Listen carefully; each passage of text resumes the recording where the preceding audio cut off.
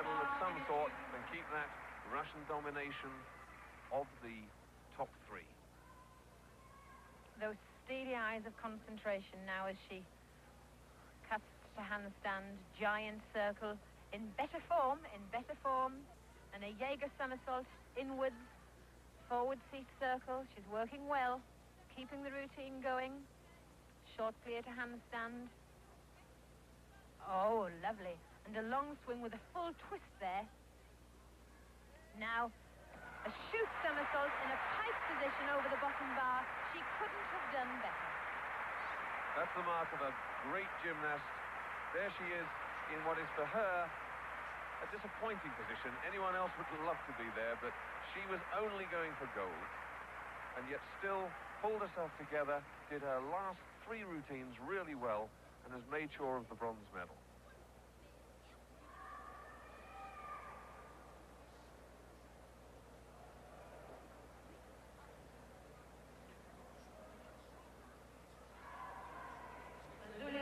As well as loyalty to one's country and teamwork, there's a great thing in gymnastics as a sport, and that's called self-satisfaction. And unfortunately, Elena Davidova won't be filled with that in total, but she will be as the result of this bar exercise that we're just seeing in slow motion.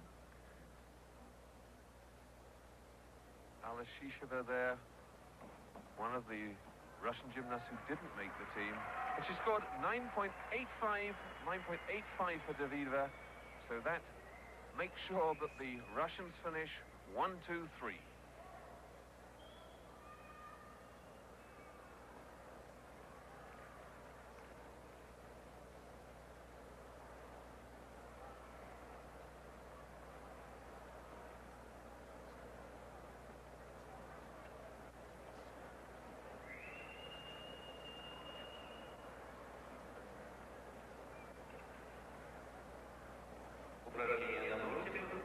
And Maria Desira is ready to start her beam exercise. In international competition, there is a scoreboard bearing both a red and a green light, and the competitor has to wait until the green light is showing. The red light is showing at the moment. When that disappears, a little green light comes up. There it goes, and that indicates that the judges are ready. See, every gymnast present themselves as she did to the judges, and it's gymnastics so precise, there are even faults for that, Monica, aren't there, if you fail to do so?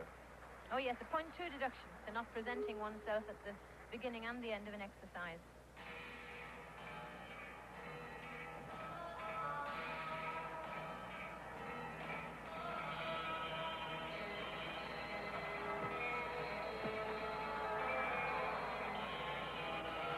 A confident beginning for Anna Marie.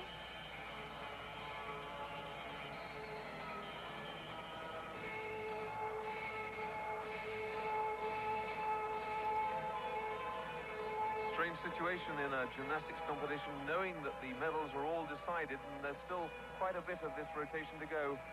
Disaster there for Tziris, coming off the beam. Oh, and again. That's really unnerved her, and I was just thinking how steadily she was going. Stop, girl, and think.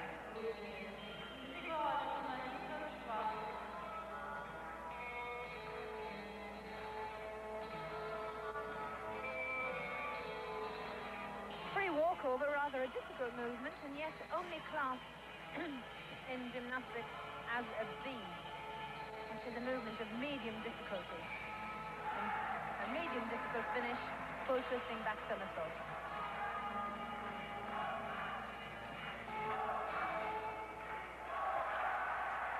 Anna Marie Tziris from Canada, well down. She only just scraped into this top 36.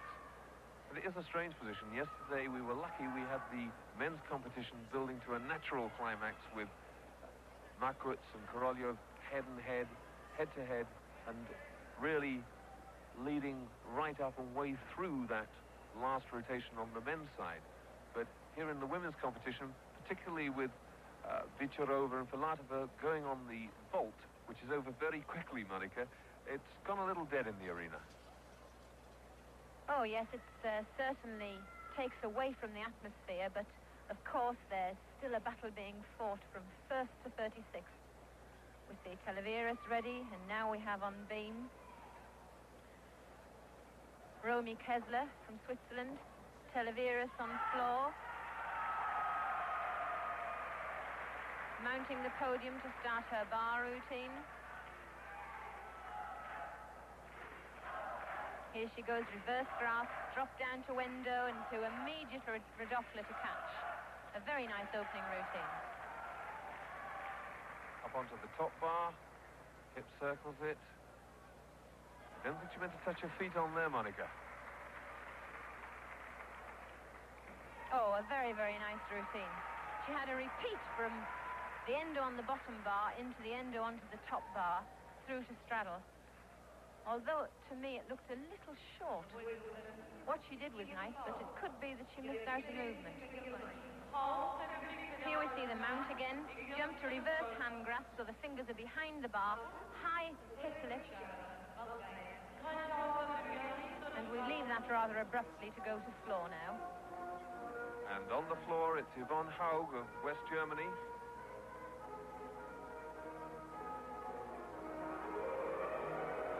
Yvonne Haug's been going very well. Oh, but that's, again, her competition ruined. Didn't get into the double tuck-back somersault quickly enough and started rubbing pebbles along the ground with her nose.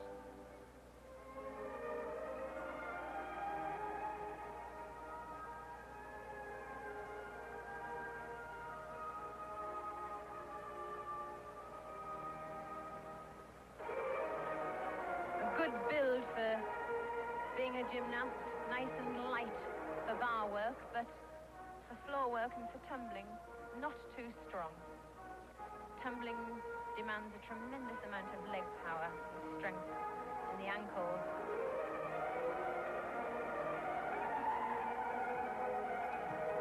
Yes, indeed, we see a perfect example of the stamina running out. Actually, a double twist was being aimed for, and only a 1.5 twist with a fall fulfilled.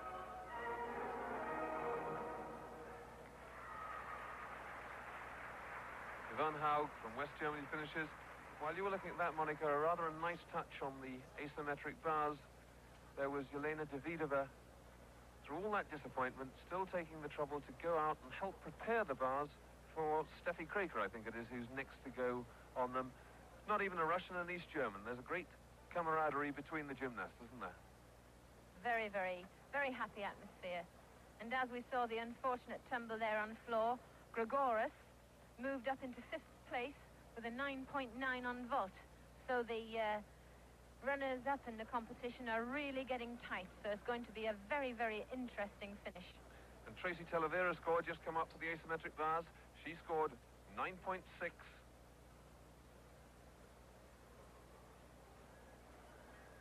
We do know now, I think nobody can overhaul the 4th one either. The first 3 places definitely go to the Russians. Vitarova, the gold medal, 78.4.